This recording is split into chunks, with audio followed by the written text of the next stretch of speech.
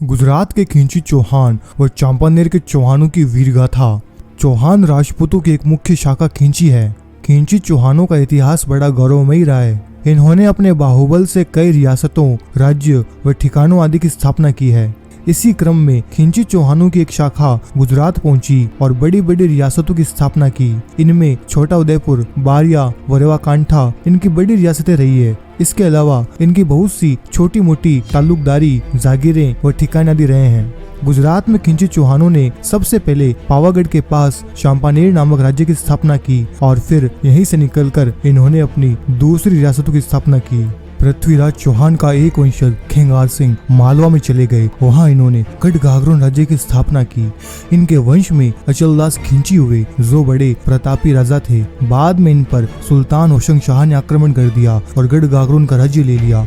अचलदास खिंची ने होशंग शाह के साथ युद्ध से पहले ही अपने वंश बीज की रक्षा खातिर अपने पुत्र पालनदेव को एक छोटी सी सेना देकर वहां से मेवाड़ की ओर भेज दिया। पालनदेव की सरदारी में खिंचियों की सेना मेवाड़ से होते हुए गुजरात पहुंची। गुजरात की पूर्व दिशा में पहुंचते ही पालनदेव के नेतृत्व में खिंची सेना ने पावागढ़ की तलेटी में चांपा नामक भील को मारकर उसके क्षेत्र पर अधिकार कर लिया और वहां एक नए नगर चांपानेर की स्थापना की। चांपानेर का नाम पालनदेव ने चांपा भील की वीरता से प्रभावित होकर उसके नाम पर रखा था। पालनदेव के बाद चांपानेर पर क्रमश रामदेव, चांगदेव, चाचिकदेव, सोनकदेव, पालिन सिंह, जीतकरण, कपूरावल, वीर धवल, सर्वराज, राघवदेव, त्र्यंबक और गंगदास हुए। गंगदास का दूसरा नाम इतिहास में कनकदास चौहान भी मिलता है। कनकदास चौहान के समय गुजरात पर मुस्लिम सुल्तानों का परचम लहरा रहा था। अहमदाबाद उनकी राजधानी थी। तब चांपानेर के खिंची चौहानों का राज अपनी वीरता और वैभव के लिए मशहूर था। अहमदाबाद के पास ही चांपानेर में खिंची चौहानों का एक छोटा सा राज्य था और कभी उन्होंने मुस्लिम सुल्तानों के आधिपत्य को स्वीकार नहीं किया था। गुजरात के सुल्तानों ने चांपानेर पर आक्रमण कर उसको अपने अधीन करने की कई योजनाएं बनाई, परंतु खिंची चौहानों की तेज तलवारों के सामने सब योजनाएं धराशायी हो गई। एक शताब्दी तक चांपानेर के खिंची चौहानों की मुस्लिम सुल्तानों से लड़ाई चलती रही, लेकिन कोई भी सुल्तान उन्हें झुका या हरा नहीं पाया। जब गुजरात की गद्दी पर मोहम्मद शाह आया तब उसने 1449 में चांपानेर पर आक्रमण कर ही दिया।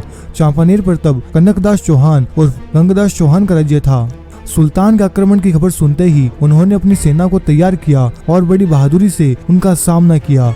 चांपानेर की सेना ने मोहम्मद शाह की सेना का न सिर्फ सामना किया बल्कि उल्टे पांव लौटने पर भी मजबूर कर दिया। 1451 में अहमदाबाद वापस लौटते समय मोहम्मद शाह बीमार पड़ गया और रास्ते में ही उसकी मृत्यु हो गई। उसकी मृत्यु के बाद महमूद बेगड़ा को गद्दी पर बिठाया गया। महमूद बेगड़ा छोटी उम्र में ही सुल्तान बन गया था, लेकिन उसकी महत्वाकांक्षाएं बहुत बड़ी थी। वो एक धर्मान और महत्वाकांक्षी शासक था। चांपानेर की स्वतंत्र सत्ता उसके कांटे की तरह चुभ रही थी।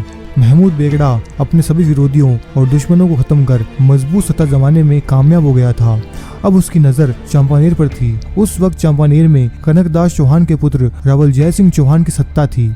1482 में महमूद बेगड़ा को चांपानेर पर आक्रमण करने का मौका मिला और अपने 3 लाख सैनिकों के साथ चांपानेर पर हमला किया, लेकिन रावल जय सिंह खिंची ने बड़ी बहादुरी से उसका सामना किया। परंतु महमूद बेगड़ा की सेना बड़ी होने के कारण रावल जय सिंह ने चांपानेर से पीछे हटकर पहाड़ी पर स्थित पावागढ़ के दुर्ग पर मोर्चा जमाया। महमूद बेगड़ा ने पावागढ़ का घेरा डाल दिया। ये घेरा 12 वर्षों तक चलता रहा, लेकिन पावागढ़ का दुर्ग अब भी महमूद के लिए बड़ी चुनौती बना हुआ था। आखिर उसने रावल जय सिंह के साले को लालच देकर अपने साथ मिला लिया।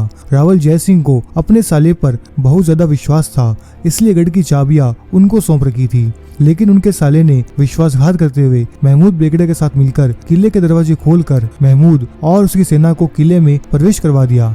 सुल्तान की फौज के प्रवेश करते ही शतरानियों ने अग्नि स्नान कर लिया और रावल जय सिंह ने केसरिया किया। रावल जय सिंह की सेना की संख्या मुस्लिम सेना से काफी कम थी, लेकिन फिर भी उन्होंने शत्रुओं को काटना जारी रखा। मात्र 700 राजपूतों ने शाका किया और बेगड़ा के 20,000 सैनिकों को मौत के घाट उतार दिया। दूसरी ओर महारानी चंपा देवी और अन्य राजपूत स्त्रियों ने जोहर करके विद्रोहियों के हाथों से खुद को बचा लिया। वहीं रावल जय सिंह के पुत्र को वंश की रक्षा खातिर सुरंग मार्ग से निकालकर सुरक्षित स्थान पर पहुंचाया गया। रावल जय सिंह युद्ध करते हुए दुश्मनों के हाथों लग गए और उन्हें उनके मंत्री सूरी के साथ में बंदी बना लिया गया।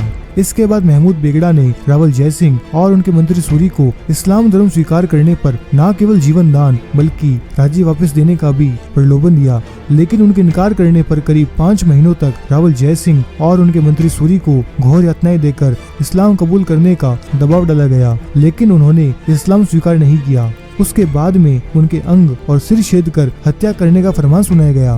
फिर उनके एक एक अंग को बारी बारी से काटा गया और सर में छेद कर हत्या कर दी गई। रावल जय सिंह और उनके मंत्री सूरी का ये बलिदान असंख्य राजपूत वीरों के देश, धर्म और कुल के मान सम्मान के लिए अपना सर्वस्व बलिदान करने की परंपरा का एक अप्रतिम उदाहरण है। आज भी गुजरात में रावल जय सिंह को पताई रावल अथवा पवापति रावल जय सिंह के नाम से याद किया जाता है और उनके बारे में अनेकों लोक कहानियां प्रचलित हैं। रावल जय सिंह के पुत्र राय सिंह थे, जिनके 2 पुत्र थे। पहले पृथ्वीराज जी, जिन्होंने छोटा उदयपुर रियासत की स्थापना की, और दूसरे डूंगर सिंह जी, जिन्होंने बारिया रियासत की नींव रखी। ये दोनों रियासत आज भी मौजूद हैं, जबकि बेगड़ा के वंश का नामो निशान 400 साल पहले ही समाप्त हो चुका है।